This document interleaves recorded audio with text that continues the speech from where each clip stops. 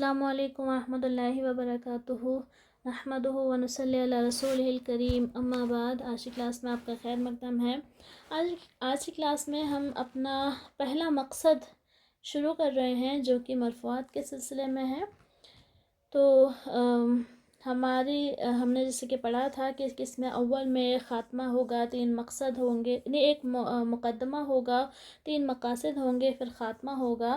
تو اب اسی میں سے پہلا مقصد ہم شروع کر رہے ہیں مقدمے کے بعد، اور جو کہ مرفوعات کے سلسلے میں ہے، یعنی وہ اسماء، وہ اسم جن کو عربی کا کوئی سینٹنس ہو، اس سینٹنس کے اندر وہ جو اسم ہے وہ حالت رفع میں ہو رہا ہو۔ ایسے کون کون سے اسم ہیں، کون کون سے حالات ہیں جس میں کوئی اسم مرفوع ہوتا ہے، اسی کی ڈیٹیل ہم یہاں پر پڑھنے جا رہے ہیں۔ تو شروع کرتے ہیں۔ المقصد الاول فی المرفوعات، مقصد اول مرفوعات کے سلسلے میں ہے۔ الاسماء المرفوعات ثمانیۃ اقسام، اسماء مرفوعات کی 8 قسمیں ہیں، یعنی مرفوعات 8 ہیں۔ نمبر 1 الفاعل، نمبر 2 مفعول ما لم یسمى فاعلہ، نمبر 3 المبتدأ، نمبر 4 الخبر، نمبر 5 خبر ان و اخواتها، اس کے بعد ہے اسم کان و اخواتها، واسم ما ولا المشبہتین بلیس، و خبر لا التی لنفی الجنس۔ تو 8 مرفوعات میں ہے پہلے فاعل، پھر مفعول ما لم یسمى فاعلہ جس کو ہم نائب فاعل بھی کہتے ہیں، پھر مبتدا ہے، اس کے بعد خبر ہے، اس کے بعد ان کی اور اس کے اخوات کی خبر ہے، پھر کانا اور اس کے اخوات کا اسم ہے، پھر ما ولا المشبہتان بلیس کا اسم ہے، اور لا نفی جنس کی خبر ہے۔ یہ چیزیں کسی بھی سینٹنس میں آتی ہیں تو یہ حالت رفع میں ہوتی ہے۔ اب فاعل سے شروعات ہے۔ فصل الفاعل کل اسم قبلہ فعل او صفت اسند الیہ علی معنی انہ قام بہ لا وقع علیہ، نحو قام زید و زید ضارب ابوہ امرا وما ضرب زید امرا۔ فاعل کی تعریف سے بات شروع ہو رہی ہے۔ الفاعل کل اسم، فاعل ہر وہ اسم ہے، قبلہ فعل او صفت جس سے پہلے ایک فعل یا ایک صفت ہو، اسند الیہ جس کی اسناد اس اسم کی طرف کی گئی ہو، علی معنی اس معنی پر، انہ کہ قام بہ وہ اس کے ساتھ قائم ہو، لا وقع علیہ وہ فعل اس کے ساتھ قائم ہو، اس کے ذریعے قائم ہو، لا وقع علیہ نہ کہ اس پر واقع ہو، جیسے کہ قام زید، زید ضارب ابوہ امرا، اور ما ضرب زید۔ تو فاعل ہر وہ اسم ہے جس سے پہلے ایک فعل یا ایک صفت ہو جس کی اسناد اس اسم کی طرف کی گئی ہو، اس معنی پر کہ وہ فعل اس اسم کے ذریعے قائم ہو، نہ کہ اس اسم پر واقع ہو۔ یعنی کوئی بھی اسم اس سے پہلے ہونا چاہیے ایک فعل یا پھر ایک صفت یعنی صفت مشبہ۔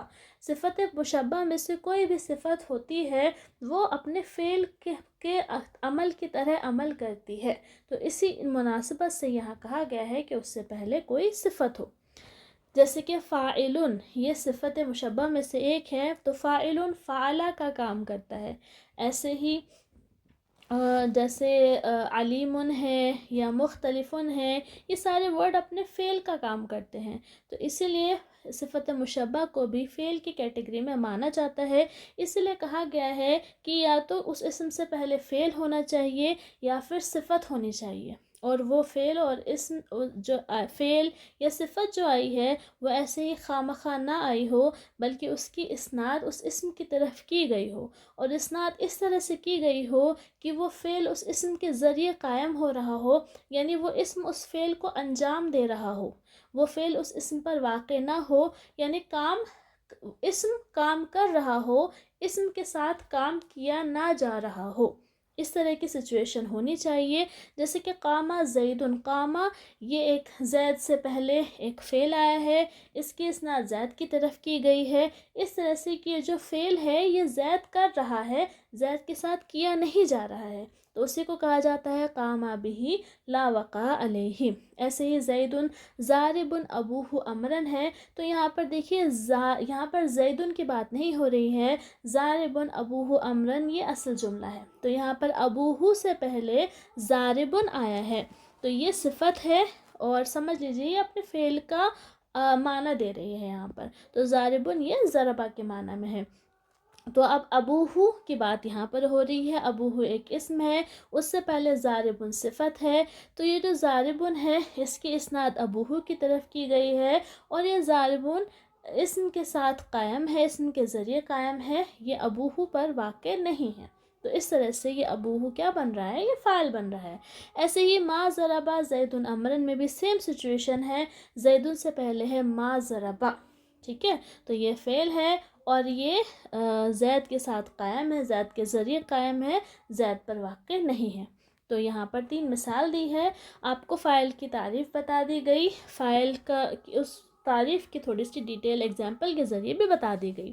اب آگے کہہ رہے ہیں وَكُلُّ فِعْلٍ لَا بُدَّ لَهُ مِنْ فَاعِلٍ مَرْفُوعٍ مُظْهِرٍ كَذَهَبَ زَيْدٌ أَوْ مُضْمِرٍ بَارِزٍ كَضَرَبْتُ زَيْدًا أَوْ مُسْتَتِرٍ كَزَيْدٌ ذَهَبَ۔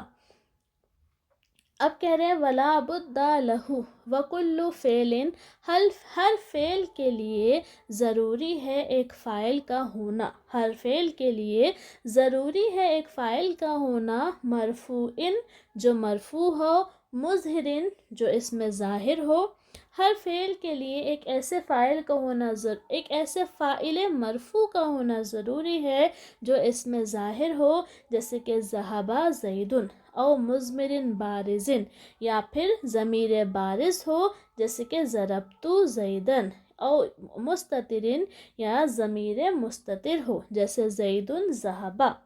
تو ہر ایک فعل کے لیے ایک فاعل مرفوع کا ہونا ضروری ہے۔ اب یہ فاعل مرفوع کبھی اس میں ظاہر کی شکل میں آتا ہے، کبھی ضمیر بارز کی شکل میں آتا ہے، اور کبھی ضمیر مستتر کی شکل میں آتا ہے۔ یہاں پر مثال دی ہے ذہب زیدن، تو ذہب زیدن، دیکھیے ذہب فعل تھا، اس کے لیے ایک فاعل کا ہونا ضروری تھا، زیدن آ گیا، اس میں ظاہر کی صورت میں یہ فاعل مرفوع ہے تو فعل کا کام بن گیا۔ اب یہاں پر کہا ہے اگر اس میں ظاہر نہیں ہوگا تو پھر اس ضمیر بارز ہونا چاہیے، تو اس کی مثال دی ہے ضربت زیدن، یہ جو ضربت میں تو ہے اس کو ضمیر بارز مانا جاتا ہے، تو ضربہ یہ فعل ہے اور جو تو آپ کو دکھ رہا ہے یہ فاعل ہے، اور زیدن جو ہے یہ مفعول ہے، تو ضربہ کو فعل چاہیے تھا، فاعل چاہیے تھا، تو اس کو تو کی صورت میں ضمیر بارز کی صورت میں فاعل مل گیا، تو اس کا کام بھی ہو گیا۔ اب اگر ضمیر بارز کی صورت میں نہیں آ رہا ہے تو کم سے کم ضمیر مستتر کی صورت میں ہی آنا چاہیے، تو اسی کی مثال آگے دی ہے کزید ذہب، تو یہ جو ذہب ہے اصل میں یہ جو زیدن دکھ رہا ہے نا اس کا یہاں پر کوئی کام نہیں ہے، ذہبہ کو فاعل چاہیے تھا، تو وہ ذہبہ کا فاعل جو ہوگا نا وہ ذہبہ کے بعد ہوگا، ذہبہ سے پہلے نہیں ہوگا۔ ہم نے تعریف میں کیا پڑھا ہے، فاعل ہر وہ اسم ہے جس سے پہلے کوئی فعل ہو یا جس سے پہلے کوئی صفت ہو، تو اگر زیدن ذہبہ آپ کو جملہ دکھ رہا ہے تو زیدن یہاں پر فاعل نہیں ہے، فاعل ہمیں کہاں ڈھونڈنا ہے، فاعل ہمیں ذہبہ کے بعد ڈھونڈنا ہے، اگر ذہبہ کے بعد اس میں ظاہر کی شکل میں کوئی اسم ہے تو وہ فاعل ہے، اگر اس میں ظاہر نہیں ہے تو مطلب ضمیر فاعل ہے۔ اب ضمیر کبھی بارز ہوگی اور کبھی مستتر ہوگی، یہاں پر لکھا ہے زیدن ذہبہ، تو یہاں پر ذہبہ کے بعد نہ تو اس میں ظاہر ہے نہ ہی ضمیر بارز ہے، تو یہاں پر فاعل ہے ضمیر مستتر، اور وہ کیا ہے، وہ ہے ہوا ضمیر، ٹھیک ہے، تو ہوا ضمیر یہ جو ذہبہ کے اندر ہی چھپی ہوئی ہے لیکن ہے، تو کوئی بھی فعل اگر آپ کے سامنے آ جائے گا تو اس کو ہر حال میں فاعل چاہیے ہی چاہیے، بغیر فاعل کے سمجھ لیجیے فعل ہوتا ہی نہیں ہے۔ اب فاعل 3 شکلوں میں آپ کو دیکھنے کو ملے گا، یا تو وہ اس میں ظاہر کی صورت میں آئے گا جیسے زیدن، امرن، حامدن، زاہدن وغیرہ وغیرہ، یا تو وہ ضمیر بارز کی صورت میں آئے گا جیسے کہ ضربتو، ضربتا، ضربتی، تو جو تو ہے، تا ہے، تی ہے، یہ سب ضمیر بارز ہے، یا پھر یہ ضمیر مستتر کی شکل میں آتا ہے، جیسے کہ ذہبا یا یذہبو یا تذہبو، ان سب میں ضمیر مستتر ہوتی ہے۔ تو یا تو فاعل ضمیر بارز یہ اسم ظاہر کی شکل میں آئے گا، یا ضمیر بارز کی شکل میں آئے گا، یا ضمیر مستتر کی شکل میں آئے گا، لیکن ہر حال میں آئے گا اور فعل کے بعد ہی آئے گا۔ تو اگر فاعل نہیں ہے تو سمجھ لیجیے فعل کا بھی پھر کوئی فائدہ نہیں ہے، اور فاعل ہمیشہ ہمیشہ آپ کو فعل کے بعد ہی دیکھنے کو ملے گا۔ اگر فعل سے پہلے آپ کو کوئی اسم دکھ رہا ہے تو وہ کچھ بھی ہو سکتا ہے لیکن فاعل نہیں ہو سکتا ہے۔ اس چیز کو ذہن میں رکھنا ضروری ہے، کیونکہ اکثر لوگ اس چیز کے بارے میں کنفیوژن کا شکار ہو جاتے ہیں۔ اب آگے کہہ رہے ہیں وَإِنْ كَانَ الْفِعْلُ مُتَعَدِّيًا كَانَ لَهُ مَفْعُولٌ بِهِ أَيْضًا، اور اگر فعل متعدی ہے تو اس کا مفعول بھی ہوتا ہے۔ اوپر کہا کہ فعل کے لیے فاعل کا ہونا ضروری ہے، اس کے بغیر کام نہیں چلے گا۔ تو یہ فعل لازم ہے، یہ ایسی چیز ہوتی ہے کہ فعل آ گیا، فاعل آ گیا، بات ختم، اور کچھ نہیں چاہیے۔ لیکن کچھ فعل متعدی ہوتے ہیں، یعنی ان کا پیٹ صرف فاعل سے نہیں بھرتا، انہیں فاعل کے علاوہ بھی کچھ چاہیے ہوتا ہے، تو ان کو کہا جاتا ہے متعدی۔ تو فاعل کے علاوہ پھر انہیں مفعول دینا پڑتا ہے، ٹھیک ہے؟ تو کبھی ایک مفعول دینا پڑتا ہے، کبھی دو مفعول دینے پڑتے ہیں، کبھی دو سے زیادہ بھی دینے پڑتے ہیں، تو اس فعل کو کہا جاتا ہے فعل متعدی۔ تو کہہ رہے ہیں کہ اگر فعل متعدی ہے تو اس کا مفعول بھی ہوتا ہے، یعنی ویسے تو فعل کے لیے فاعل کا ہونا ضروری ہے، لیکن اگر فعل متعدی ہے تو مفعول کا ہونا بھی ضروری ہے۔ مثال کے طور پر یہاں پر ہے ضربا زید امرن، ضربا یہ متعدی ہے، یہاں پر ہے زید نے مارا۔ ایک تو ہے مارنے میں کیا ہوگا، ایک تو مارنا، ایک کس نے مارا، اور ایک کس کو مارا، یہ تینوں چیزیں ہونی چاہیے۔ اب مارا ہے اس کے لیے ضربا آ گیا، کس نے مارا اس کے لیے زیدن آ گیا، اب بچا کس کو مارا، تو اس لیے یہاں پر امر آیا ہے۔ اگر یہاں پر امر نہ لکھا ہوتا تو کس کو مارا یہ سوال باقی رہ جاتا اور ہمارا مفہوم ناقص ہو جاتا، ٹھیک سے بات سمجھ نہیں آتی، اور جملہ تام کا جو اصل میننگ ہے وہ میننگ فوت ہو جاتا۔ تو اس لیے فعل متعدی ہو تو فاعل کے ساتھ مفعول کی بھی ضرورت ہوتی ہے، جیسے کہ ضربا زید امرن۔ تو فاعل کی تعریف ہو گئی، فعل کی بھی بات ہو گئی، مفعول کی بھی بات ہو گئی۔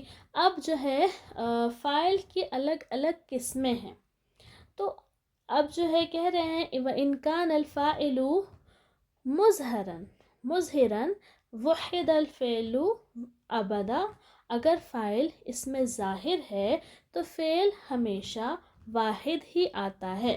وَإِنْ كَانَ الْفَاعِلُ مُظْهِرًا وُحِدَ الْفِعْلُ أَبَدًا، اگر فاعل اس میں ظاہر ہے تو فعل ہمیشہ واحد ہی آتا ہے، جیسے کہ ضرب زید، ضرب الزیدان وضرب الزیتون، یعنی اگر فاعل ظاہر ہے تو آپ کو فعل ہمیشہ واحد لانا ہے۔ فعل کے الگ الگ صیغے ہوتے ہیں، جن لوگوں نے گردان پڑھی ہوگی ان کو پتہ ہوگا کہ ضربا، ضربا، ضربو، ضربت، ضربتا، ضربنا، ضربتا، ضربتما، ضربتم، ضربتی، ضربتما، ضربتن کر کے پورے 14 صیغے ہوتے ہیں، جس میں کوئی ایک کے لیے آتا ہے اس کو واحد کہا جاتا ہے، کوئی دو کے لیے آتا ہے اس کو تثنیہ کہا جاتا ہے، کوئی دو سے زیادہ کے لیے آتا ہے اس کو جمع کا صیغہ کہا جاتا ہے۔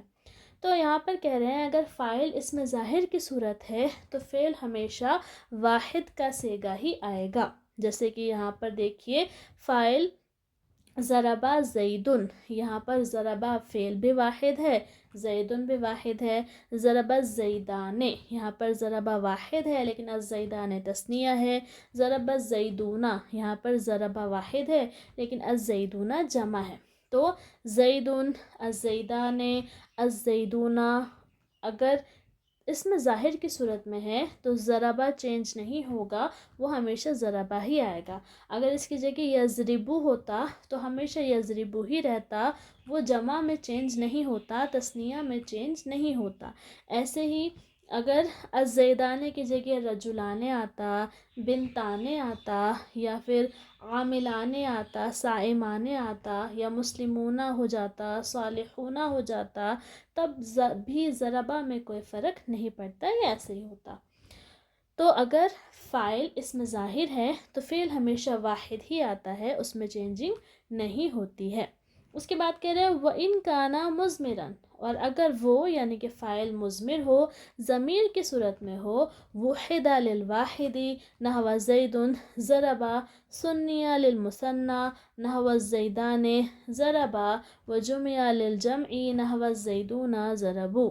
اور اگر فاعل ضمیر کی صورت میں ہو تو واحد کے لیے واحد آئے گا، جیسے ضربا زید ضربا، تثنیہ کے لیے تثنیہ آئے گا جیسے کہ الزیدان ضربا، اور جمع کے لیے جمع لایا جائے گا جیسے الزیدون ضربوا۔ یعنی کہ اگر فاعل اس میں ضمیر کی صورت میں ہے تو اگر فاعل واحد ہے تو فعل واحد آئے گا، اگر فاعل تثنیہ ہے تو فعل تثنیہ آئے گا، اگر فاعل جمع ہے تو فعل بھی جمع آئے گا۔ جیسے کہ یہاں پر ہے زید ضربا، تو میں نے کیا بتایا تھا کہ فاعل فعل کے بعد ہوتا ہے، تو ضربا میں فعل یہاں پر فاعل دکھ نہیں رہا ہے، یعنی اس میں پوشیدہ ہے، وہ ہے ہوا۔ اب ضربا میں فاعل پوشیدہ ہے تو ضربا واحد کا صیغہ آیا ہے۔ اب ایسے ہی الزیدان ضربا، تو یہاں پر تثنیہ فاعل ہے تو اسے ضربا یہ تثنیہ کا صیغہ آیا ہے۔ ایسے ہی الزیدون ضربوا ہے، یہاں پر جمع فاعل ہے تو اسے ضربوا جمع کا صیغہ آیا ہے۔ اب یہ پوچھا جا سکتا ہے کہ آپ کیسے ڈیسائیڈ کر رہے ہو کہ کہاں پر واحد آنا ہے، کہاں پر تثنیہ آنا ہے، کہاں پر جمع آنا ہے، آپ کیسے ڈیسائیڈ کرو گے؟ تو ہم جو ہے مبتدا کو دیکھ کے ڈیسائیڈ کر رہے ہیں۔ یہاں پر زید ضربا جو ہے، اگر آپ اس کو دیکھیں جملے کو تو زیدن یہ مبتدا ہے اور جو ضربا ہے یہ خبر ہے، ٹھیک ہے۔ اب مبتدا کے اکارڈنگ خبر ہوتی ہے، آپ نے سمپل سینٹینس سے پڑھا ہوگا کہ جیسے مبتدا ہے ویسے ہی خبر ہوگی۔ اگر مبتدا واحد ہے تو خبر بھی واحد ہوگی، مبتدا تثنیہ ہے تو خبر بھی تثنیہ ہوگی، مبتدا جمع ہے تو خبر بھی جمع ہوگی۔ تو زید واحد ہے تو ضربا کے اندر جو ضمیر ہوگی وہ بھی واحد ہی ہونی چاہیے، اس لیے یہ ضربا واحد کا صیغہ ہے۔ ایسے ہی الزیدان یہ تثنیہ ہے تو اس کے بعد جو اس کی خبر آئے گی وہ بھی کون سا صیغہ ہونا چاہیے؟ تثنیہ کا۔ اور الزیدون یہ جمع ہے تو اس کے بعد میں جو فعل آئے گا وہ جمع کا صیغہ ہونا چاہیے۔ تو ہم کیسے ڈیسائیڈ کریں گے کہ کہاں پر ضمیر واحد ہو رہی ہے، کہاں پر ضمیر تثنیہ ہونی چاہیے، کہاں جمع ہونی چاہیے؟ وہ مبتدا کے اکارڈنگ ڈیسائیڈ کیا جاتا ہے۔ تو یہاں پر بھی زیدون، الزیدان، الزیدون کے اکارڈنگ ڈیسائیڈ کیا جا رہا ہے۔ تو اگر فاعل اس میں ظاہر ہے تو فعل ہمیشہ واحد آتا ہے، اور اگر فاعل ضمیر کی صورت میں ہے تو فعل واحد کے لیے واحد آتا ہے، تثنیہ کے لیے تثنیہ آتا ہے، اور جمع کے لیے جمع آتا ہے۔ تو واحد تثنیہ جمع کا معاملہ تو حل ہو گیا۔ اب آتی ہے بات مذکر اور مؤنث کی۔ اب اگر فاعل مذکر ہے تو ظاہر سی بات ہے فعل تو مذکر ہی آئے گا، ٹھیک۔ وَإِن كَانَ الْفَاعِلُ مُؤَنَّثًا حَقِيقِيًّا وَهُوَ ما بِإِزَائِهِ ذَكَرٌ مِّنَ الْحَيْوَانِ أُنِّثَ الْفِعْلُ أَبَدًا۔ اب مذکر اگر فاعل مذکر ہے تو فعل مذکر ہی آئے گا، اس میں تو کوئی شبے کی بات نہیں ہے۔ لیکن اگر فاعل مؤنث ہے تو یہاں پر کچھ کنڈیشنز ہیں، تو کہہ رہے ہیں کنڈیشن نمبر 1 یہ ہے کہ اگر فاعل مؤنث حقیقی ہو، اگر فاعل مؤنث حقیقی ہو، اور مؤنث حقیقی کیا ہے؟ وہ ہوا بِإِزَائِهِ ذَكَرٌ مِّنَ الْحَيْوَانِ۔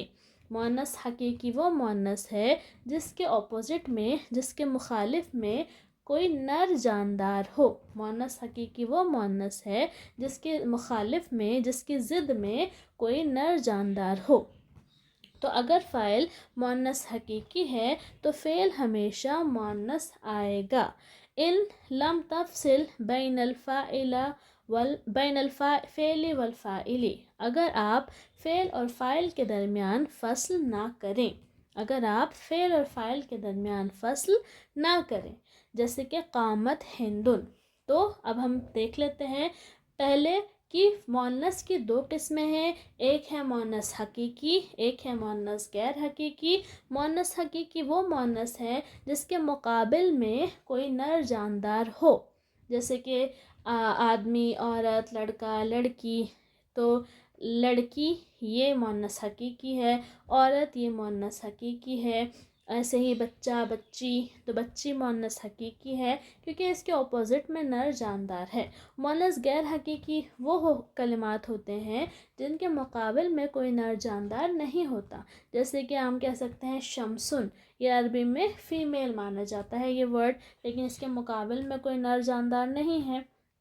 ایسے ہی قدرن، پتیلی، یہ عربی میں مؤنث مانی جاتی ہے لیکن اس کے مقابل میں کوئی نر جاندار نہیں ہے۔ تو بہت سارے ورڈز ایسے ہیں جو عربی میں فیمیل مانے جاتے ہیں لیکن ان کا جوڑی دار موجود نہیں ہوتا، وہ اس لیے ان کو مؤنث غیر حقیقی کہا جاتا ہے۔ تو اگر فاعل مؤنث حقیقی ہے اور فعل اور فاعل کے درمیان کوئی فصل نہیں ہے، یعنی ان کے بیچ میں کوئی تیسرا لفظ نہیں آیا ہے، تیسرا کلمہ نہیں آیا ہوا ہے، بالکل دونوں ایک دوسرے سے ملے ہوئے ہیں، تب فعل ہمیشہ مؤنث ہی آئے گا۔ تو اگر فاعل مؤنث حقیقی ہے اور مؤنث حقیقی وہ ہے جس کے مقابل میں کوئی نر جاندار موجود ہو تو پھر فعل ہمیشہ مؤنث آئے گا۔ اگر آپ فعل اور فاعل کے درمیان کوئی فصل نہ کریں، جیسے کہ قامت ہندن و ان فصل تھا، اور اگر آپ نے فصل کر لی یعنی کہ فعل اور فاعل کے بیچ میں کوئی نیا ورڈ آپ لے کر آ گئے، فلک الخیار فی التذکیر والتانیث، تو آپ کو مذکر اور مؤنث میں چوائس ملے گی، تو آپ کو مذکر اور مؤنث میں چوائس ملے گی، اختیار ملے گا۔ اگر فاعل مؤنث حقیقی ہے لیکن فعل اور فاعل کے بیچ میں کوئی تیسرا ورڈ آ گیا ہے، دونوں کا کنیکشن ٹوٹ گیا ہے، تو یہاں پر چوائس مل جاتی ہے، چاہے تو کنیکشن ٹوٹنے کی وجہ سے آپ فعل کو مذکر کر دو، چاہے پرانے کنیکشن کی یاد میں آپ فعل کو مؤنث ہی رکھو۔ مثال دے رہے ہیں، ضرب الیوم ہندن و ان شئت قلت ضربت الیوم ہندن، تو دیکھیے ضربا تھا اور ہندن تھا، بیچ میں آ گیا الیوم، تو جدائی آ گئی، تو اب آپ چاہیں ضربا بولیں چاہیں ضربت بولیں، آپ کو چوائس ملے گی، ٹھیک ہے۔ تو ضربت ہندن اصل میں تھا لیکن بیچ میں یوم لے آئے تو ضربت الیوم ہندن یہ بھی چلے گا، ضرب الیوم ہندن یہ بھی چلے گا۔ تو پتہ چلا اگر فاعل مؤنث حقیقی ہے اور فعل اور فاعل کے بیچ میں فصل نہیں ہے تو فعل ہمیشہ مؤنث آئے گا، اور اگر فعل اور فاعل کے بیچ میں فصل ہو گئی ہے، کوئی تیسرا ورڈ آ گیا ہے، تو چوائس ملتی ہے، چاہے تو آپ مذکر یوز کریں فعل کو، چاہے مؤنث یوز کریں، ٹھیک ہے۔ اس کے بعد کہہ رہے ہیں وَكَذَلِكَ فِي الْمُؤَنَّثِ الْغَيْرِ الْحَقِيقِيِّ، اور اسی طرح سے مؤنث غیر حقیقی میں بھی ہے، یعنی کہ مؤنث غیر حقیقی میں بھی چوائس ہے، چاہے تو فعل کو مذکر لائیں چاہے فعل کو مؤنث لائیں، جیسے طلعت الشمس و ان شئت قلت طلع الشمس، جیسے کہ طلعت الشمس یہاں فعل مؤنث آیا ہے اور اگر آپ چاہیں تو کہیں طلع الشمس، یعنی آپ فعل کو مذکر لا سکتے ہیں۔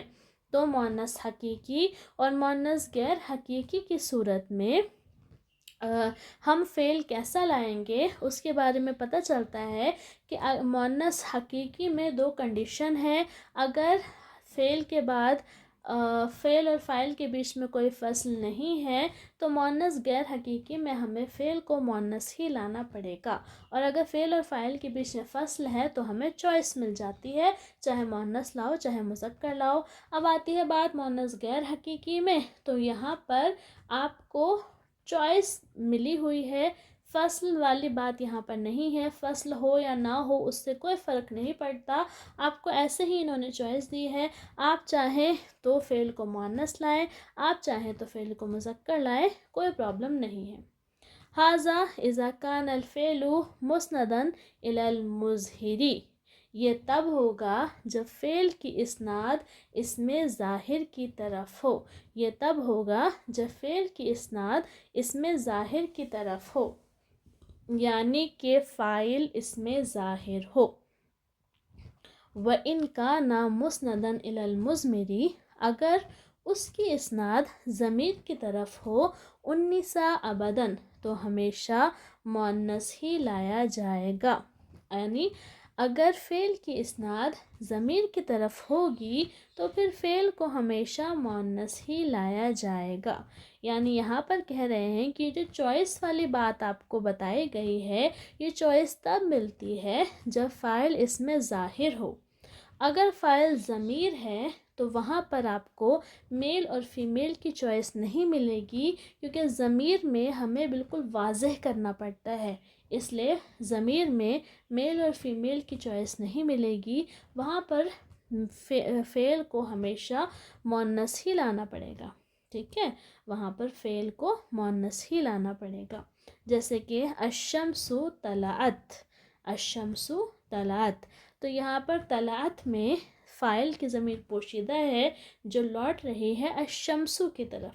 تو اب اگر فاعل ضمیر کی صورت میں ہے تب پھر ہمیں اس کو مؤنث ہی لانا پڑے گا. ٹھیک ہے، اور اس کے بعد کہہ رہے ہیں وجمع التکسیر کالمؤنث غیر الحقیقی، اور جمع تکسیر مؤنث غیر حقیقی کی طرح ہی ہے.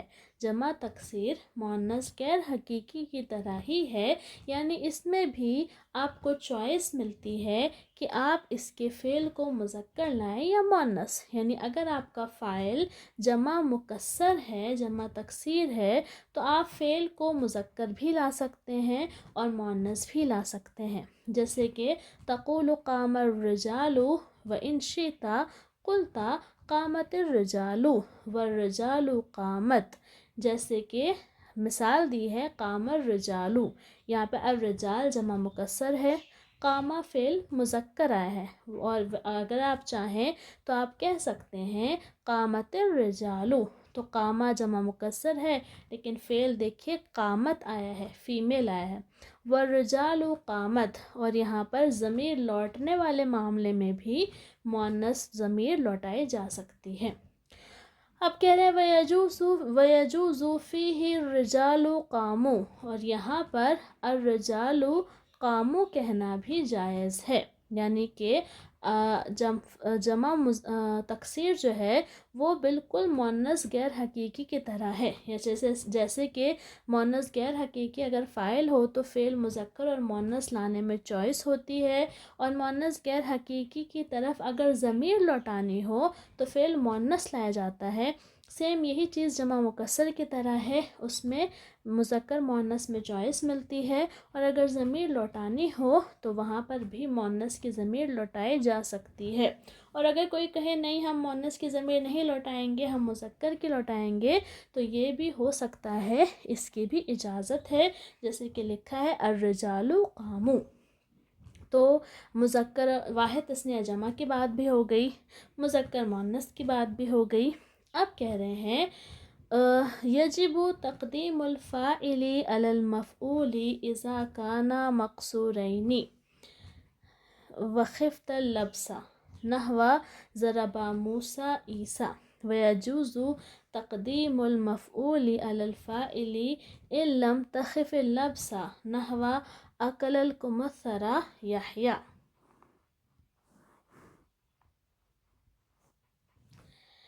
اس کے بعد کہہ رہے ہیں وَيَجِبُ تَقْدِيمُ الْفَاعِلِ عَلَى الْمَفْعُولِ، واجب ہے فاعل کو مفعول پر مقدم کرنا. دیکھیے نمبر 1 پر تو ہر حال میں فعل کو آنا ہے. اب نمبر 1 پر فعل آ گیا تو اس کے بعد نمبر 2 ہم نے کہا تھا کہ فاعل آتا ہے، اور اگر نارملی دیکھا جائے تو نمبر 3 مفعول آتا ہے. ایسا عام ہے، نمبر 1 فعل، نمبر 2 فاعل، نمبر 3 مفعول. اب ہم فعل کو ایک طرف کر دیتے ہیں، ہم فاعل اور مفعول کی بات کرتے ہیں. تو کہتے ہیں کہ واجب ہے فاعل کو مفعول پر مقدم کرنا اذا کان مقصورین، جب وہ دونوں اس میں مقصور ہو، وخفت اللبس، اور آپ کو التباس کا خوف ہو، آپ کو کنفیوژن کا خوف ہو. اگر فاعل اور مفعول دونوں اس میں مقصور ہیں اور آپ کو کنفیوژن کا خوف ہے، التباس کا خوف ہے، تو فاعل کو مفعول پر مقدم کرنا واجب ہے. جیسے کہ ضرب موسیٰ عیسیٰ، ضرب موسیٰ عیسیٰ. دیکھیے فاعل جو ہوتا ہے وہ مرفوع ہوتا ہے، اور ہم نے اسم کے بارے میں پڑھا نا، حالت رفع میں کچھ اسم ضمہ کے ساتھ آتے ہیں، کچھ اسم جو ہے وہ واو کے ساتھ آتے ہیں، اور کچھ اسم ایسے ہوتے ہیں جن کا اعراب مقدر ہوتا ہے تو ان کا ہمیں پتہ نہیں چلتا. تو جو اسم ضمہ کے ساتھ آتے ہیں ان کو دیکھ کے پتہ چل جاتا ہے اچھا اس پر پیش ہے تو یہ فاعل ہوگا. جو اسم حالت نصب میں زبر کے ساتھ آتے ہیں ان کو دیکھ کے پتہ چل جاتا ہے اچھا اس پر زبر ہے تو یہ مفعول ہوگا. تو جن کے زبر زیر پیش دکھ رہا ہو ان میں ہمیں پتہ چل جاتا ہے کہ یہ فاعل ہے یا مفعول ہے. تو ہم ترجمہ آسانی سے کر سکتے ہیں. اچھا زید امرن لکھا ہے مطلب زید نے امر کو مارا. لیکن اس میں مقصور میں کیا ہوتا ہے, اس میں اعراب تقدیری ہوتا ہے, یعنی ہمیں زبر زیر پیش دکھے گا نہیں. تو جب اعراب تقدیری ہے تو اب کون سا فاعل ہے کون سا مفعول ہے اس کو پہچاننا مشکل ہے. نہیں پتہ چلے گا کہ موسیٰ نے عیسیٰ کو مارا یا عیسیٰ نے موسیٰ کو مارا. تو اس کنفیوژن کو دور کرنے کے لیے انہوں نے ترتیب بتا دی کہ دیکھو مارنے والا پہلے اور پیٹنے والا بعد میں. تو اگر فاعل اور مفعول اس میں مقصور ہیں اور آپ کو کنفیوژن کا خوف ہے تو پھر آپ پہلے نمبر پر فاعل کو لائیے اس کے بعد مفعول کو لائیے. تو اب اس طرح سے آپ کی ترتیب کیسے بنے گی, سب سے پہلے فعل, اس کے بعد فاعل اور اس کے بعد مفعول. تو فعل, اس کے سیکنڈ نمبر پہ فاعل, پھر مفعول. اس طرح سے ترجمہ کرنے میں لوگوں کو آسانی ہوگی, کسی کو کنفیوژن نہیں ہوگی کہ کس نے کس کو مارا اور کون پٹا. جیسے ضربا موسیٰ عیسیٰ, یہاں پر ہم نے رول بنا دیا. اب اس رول کے اکارڈنگ اگر ہم دیکھیں گے تو ہم ترجمہ کریں گے موسیٰ نے عیسیٰ کو مارا. اگر یہ رول نہیں ہوتا اور کوئی بھی اپنے حساب سے کچھ بھی لکھ دیتا تو پڑھنے والا کیسے پتہ لگاتا کہ مارنے والا موسیٰ ہے یا پھر مارنے والا عیسیٰ ہے. تو اس طرح کی کوئی کنفیوژن نہ ہو اس لیے یہ رول بنا دیا گیا ہے کہ جب التباس کا خوف ہو تو ہم فاعل کو پہلے لائیں گے اور مفعول کو بعد میں لائیں گے. تو اگر فاعل اور مفعول دونوں اس میں مقصور ہیں اور التباس کا خوف ہے تو کیا کیا جائے گا, تو فاعل کو مفعول پر مقدم کیا جائے گا, جیسے کہ ضربا موسیٰ عیسیٰ. اس کے بعد کہہ رہے ہیں یجوز تقدیم المفعول علی الفاعل ان لم تخف اللبس, اور جائز ہے مفعول کو فاعل پر مقدم کرنا اگر آپ کو التباس کا خوف نہ ہو. فاعل کو مفعول پر مقدم کرنا جائز ہے اگر التباس کا کنفیوژن کا خوف نہ ہو, جیسے کہ اکل الکمثرہ یحییٰ. اب دیکھیے الکمثرہ یحییٰ, الکمثرہ یہ بھی اس میں مقصور ہے, یحییٰ یہ بھی اس میں مقصور ہے, دونوں اس میں مقصور ہیں. لیکن یہاں پر کیوں ہم نے الکمثرہ کو پہلے ذکر کر دیا یحییٰ کو بعد میں ذکر کر دیا, کیونکہ یہاں پہ التباس کا خوف نہیں ہے. الکمثرہ کا مطلب ہوتا ہے ناشپاتی, پیئر, جس کو ہم پیئر کہتے ہیں یا ناشپاتی کہتے ہیں, اور یحییٰ انسان کا نام ہوتا ہے. اکلا کا مطلب ہوتا ہے کھانا.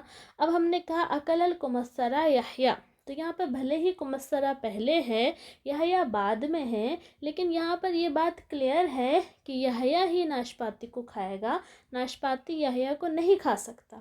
تو یہاں پہ التباس کا خوف ہے ہی نہیں. کوئی غلطی سے کہہ دے گا ناشپاتی نے یحییٰ کو کھا لیا, پھر وہ اس سے کہے کہ تم نے ایسا ترجمہ کیوں کیا ہے, اور وہ کہے بھائی میں کنفیوز ہو گیا تھا, دونوں اس میں مقصور تھے اس لیے مجھے پتہ نہیں چلا کس کو فاعل بناؤں کس کو مفعول بناؤں. تو یہ بہانہ وہاں پہ نہیں چلے گا, کیونکہ یہاں پر میننگ سے پتہ چل رہا ہے کہ کون مفعول ہے اور کون فاعل ہے. تو یہاں پہ التباس کا کوئی بھی خوف نہیں ہے. تو جب التباس کا خوف نہ ہو تو آپ نمبرنگ چینج کر سکتے ہیں, مفعول کو پہلے لا سکتے ہیں, فاعل کو بعد میں لا سکتے ہیں. لیکن اگر التباس کا خوف ہے, کنفیوژن کا خوف ہے, تو پھر ہمیں اپنا نارمل طریقہ اپنانا پڑے گا. وہاں پر ہمیں پہلے فعل پھر فاعل پھر مفعول لانا پڑے گا.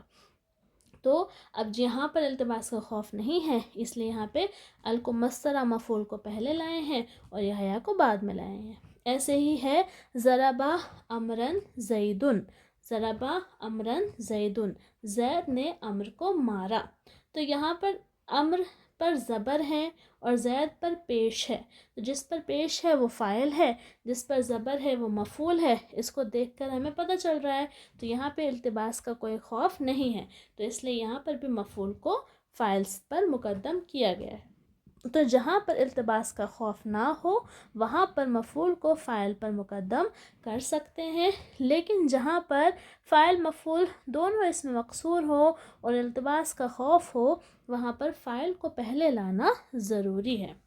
اس کے بعد کہہ رہے ہیں وَيَجُوزُ حَذْفُ الْفِعْلِ حَيْثُ كَانَتْ قَرِينَةٌ، کہہ رہے ہیں کہ جائز ہے فعل کو حذف کرنا جب قرینہ موجود ہو، جب کوئی قرینہ موجود ہو، کوئی خصوصیت موجود ہو، کوئی خاص حالات موجود ہو تو پھر فعل کو حذف کر کے صرف فاعل کو یوز کرنا جائز ہے، جیسے کہ زید فی جواب من قال من ضربہ، جیسے کہ زیدن کہنا اس شخص کے جواب میں جو کہے من ضربہ کس نے مارا۔ اگر کسی نے پوچھا کس نے مارا تو اس کے جواب میں اگر آپ صرف زیدن کہیں تو آپ کی بات پوری ہو جاتی ہے، آپ کو ضربہ زیدن کہنے کی ضرورت نہیں پڑتی ہے۔ تو کبھی کبھی اس طرح کے جملے ہوتے ہیں، اس طرح کی سچویشن ہوتی ہے جس میں اگر آپ فعل کو نہ بولیں صرف فاعل کو بولیں تو لوگ سمجھ جاتے ہیں اور کسی طرح کی کنفیوژن اور پریشانی نہیں ہوتی ہے۔ تو ایسے سچویشن میں انہوں نے کہا ہے کہ فعل کو حذف کرنا جائز ہو جاتا ہے۔ کہہ رہے ہیں وَيَجُوزُ حَذْفُ الْفِعْلِ وَالْفَاعِلِ مَعًا، اور کبھی کبھی فعل اور فاعل دونوں کو حذف کرنا بھی جائز ہوتا ہے، کَالنَّعْمِ فی جواب من قال اقام زید، جیسے کہ کہا جائے نعم اس شخص کے جواب میں جس نے پوچھا ہو اقام زید، یعنی کسی نے پوچھا کیا زید کھڑا ہے تو آپ جواب میں کہیں نعم یعنی کہ ہاں، تو یہ بھی جائز ہے۔ تو کبھی کبھی فعل کو حذف کرنا جائز ہوتا ہے اور کبھی کبھی فعل اور فاعل دونوں کو ہی حذف کرنا جائز ہوتا ہے۔ فعل اور فاعل دونوں کو ہٹا دیا تب بھی ہمیں صحیح معنی صحیح بات سمجھ میں آ جاتی ہے۔ تو یہ کب ہوتا ہے؟ جب قرینہ پایا جاتا ہے۔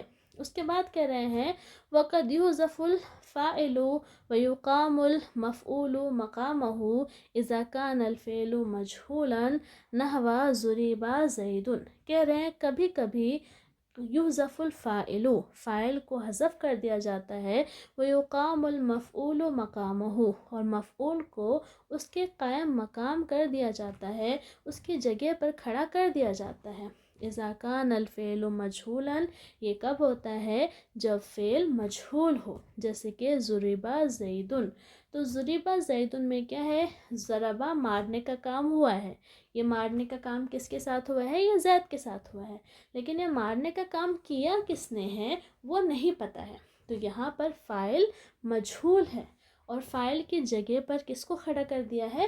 اس کے مفعول کو، تو فاعل کی جگہ پر مفعول آ گیا، اس مناسبت سے اس پر زبر ہٹا دیا گیا اور پیش لگا دیا گیا، یعنی حالت نصب ہٹ گئی اور حالت رفع آ گئی، تو ضربہ ڈیش زیدن ہونا چاہیے تھا، لیکن جو ڈیش میں فاعل کی جگہ تھی وہ خالی تھی، فاعل کو ہٹا دیا گیا، اب جو زیدن تھا وہ اٹھ کر فاعل کی جگہ پر آ گیا، فاعل مرفوع ہوتا ہے تو زیدن زیدن ہو گیا، اور یہ سب کب ہوتا ہے؟ جب میں فعل مجھول ہوتا ہے، یعنی ضربہ کی جگہ ضربہ تھا اس لیے زیدن فاعل کے قائم مقام ہو گیا، ٹھیک ہے۔ کبھی کبھی فاعل کو حذف کر دیا جاتا ہے اور مفعول کو اس کے قائم مقام کر دیا جاتا ہے، اور یہ تب ہوتا ہے جب فعل مجھول ہو، جیسے کہ ضرب زید، وَهُوَ الْقِسْمُ الثَّانِي مِنَ الْمَرْفُوعَاتِ، اور یہ مرفوعات کی قسم ثانی ہے۔ اب یہاں پر بات ہو چکی ہے فاعل کی، لیکن مفعول ما لم یسمى فاعلہ شروع ہونے سے پہلے یہاں پر ایک دوسری بحث ہے جس کو تنازع فعلان کہتے ہیں، تو اگلی کلاس میں انشاءاللہ اسی کی ڈیٹیل آئے گی۔ آج کے لیے اتنا ہی، السلام علیکم ورحمۃ اللہ وبرکاتہ۔